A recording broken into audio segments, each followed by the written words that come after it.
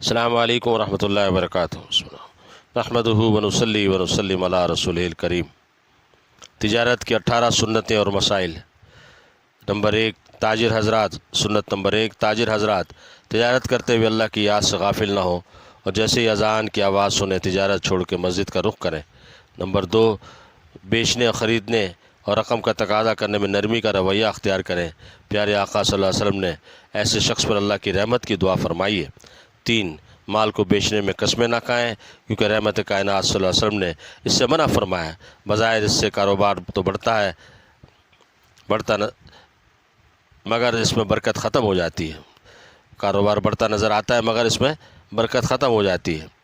اور اس طریقے سے مال بیچنے کا ایک نقصان یہ بھی ہے، دوسرا زیادہ قسمیں کھانے کی وجہ سے جھوٹی قسمیں بھی کھانے لگے گا، اس طرح لوگوں کا اس پر سے اعتبار آہستہ آہستہ ختم ہو جائے گا۔ 4، تاجر حضرات پر لازم ہے وہ حلال روزی کا خاص خیال رکھیں اور حرام سے بچیں۔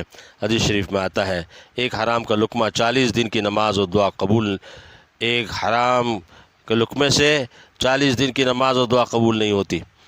5، اپنے ہاتھ کی کمائی سے کھانا انبیاء علیہ السلام کی سنت ہے، یہ سب سے اچھا کھانا ہے۔ 6، سچائی کے ساتھ تجارت کریں۔ حدیث شریف میں آتا ہے سچے تاجر کا حشر قیامت میں شہیدوں کے ساتھ ہوگا۔ 7، شریعت کے بتائے ہوئے طریقے سے تجارت کریں، یہ بہترین کمائی ہے، خلاف شریعت معاش سے بچیں۔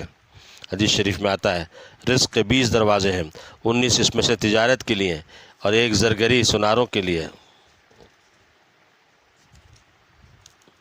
8، کپڑے اور عطر کی تجارت بہترین تجارت ہے۔ حدیث شریف کھیتی باڑی کرنا بھی بہترین عمل ہے۔ حدیث شریف میں آتا ہے جو مسلمان کوئی پودا بوتا ہے یا کھیتی کرتا ہے اس سے جو بھی مخلوق فائدہ اٹھاتی ہے تو اس کے حق میں صدقہ لکھا جاتا ہے۔ 9، بازار میں جا کر خرید و فروخت کرنا انبیاء علیہ السلام کی سنت ہے۔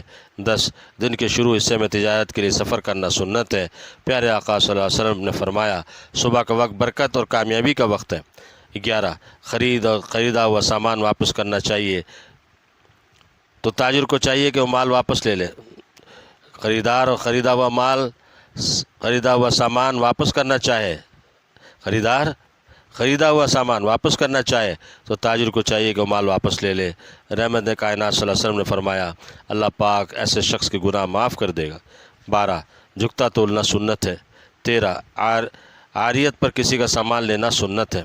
مسئلہ شراکت داری صرف جائز ہی نہیں بلکہ احادیث میں شراکت کے کام کو پسند کیا گیا۔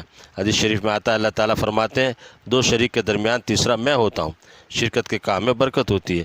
مسئلہ بغیر کسی وجہ سے کسی ملازمت کاروبار کو چھوڑنا خلاف سنت ہے، پیارے نبی صلی اللہ علیہ وسلم نے اس سے منع فرمایا۔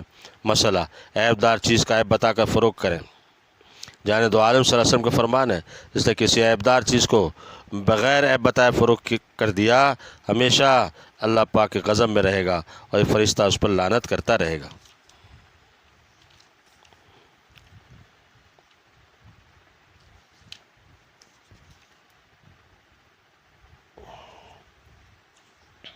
اللہ تعالیٰ ان باتوں پہ عمل کی توفیق نصیب فرمائے، آمین آمین آمین۔ وآخر دعوانا الحمدللہ رب العالمین، والسلام علیکم ورحمۃ اللہ وبرکاتہ۔